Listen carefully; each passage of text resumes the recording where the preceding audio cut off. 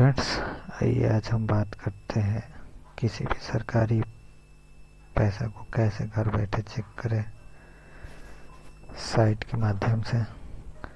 आज उसी के बारे में हम बताने वाले हैं कि बिना बैंक जाए आप कैसे घर से चेक कर सकते हैं। तो आइए सबसे पहले क्रोम पे चलते हैं। क्रोम पे जाकर सर्च करेंगे PFMSDBT। जैसे ये सर्च करेंगे हमारे पास खुल के आएगा। ये 1 नंबर वाला ऑप्शन हमको खोलना है, DBT status for the beneficiary and payment details version 2 1.0। जैसे इस पर क्लिक करेंगे कुछ हमारे सामने ऐसा इंटरफेस खुल के आएगा। अब इसमें हम बताते हैं। देखिए यहाँ पे बहुत से लोग आते हैं तो ये इतना ऑप्शन देख के घबरा जाते हैं, सोचने लगते हैं मतलब क्या डालें, कैसे चेक करें। तो यहाँ ज़्यादातर ऑप्शन OR करके दिया है। तो इसका मतलब ये है कि आपको कोई ऑप्शन दिया गया है। आप अकाउंट नंबर से भी चेक कर सकते हैं। इंटर बेनिफिशियरी कोड जो होता है, जैसे कि हर विभाग का अलग अलग कोड होता है।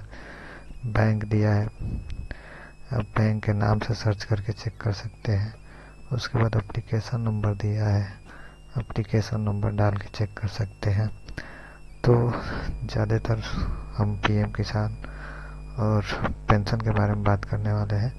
तो बैंक तो सबके पास कई ठो होता है, तो आप हो सकता है स्टेट बैंक का नाम डालें और पता चले कि यूनियन बैंक में है। तो यहाँ जैसे आप स्टेट बैंक का नाम डालेंगे तो नहीं दिखाएगा।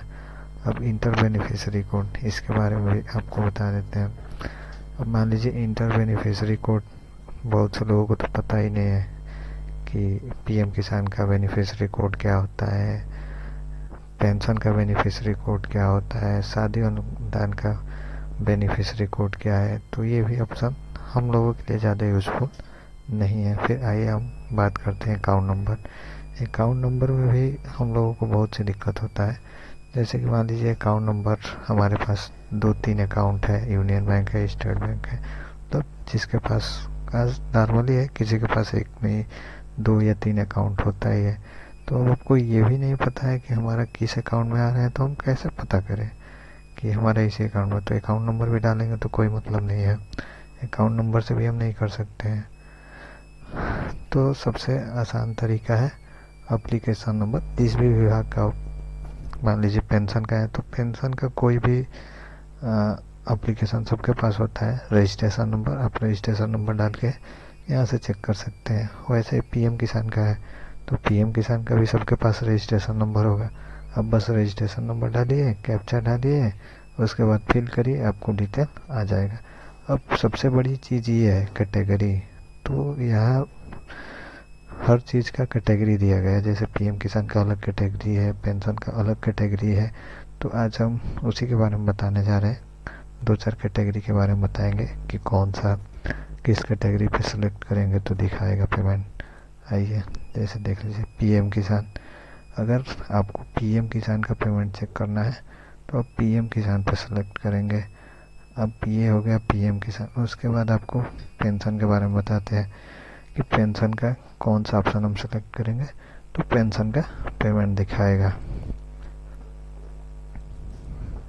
देखिए जैसे हमको पेंशन का चेक करना है तो ये any other external system, pension के लिए यही यूज होता है।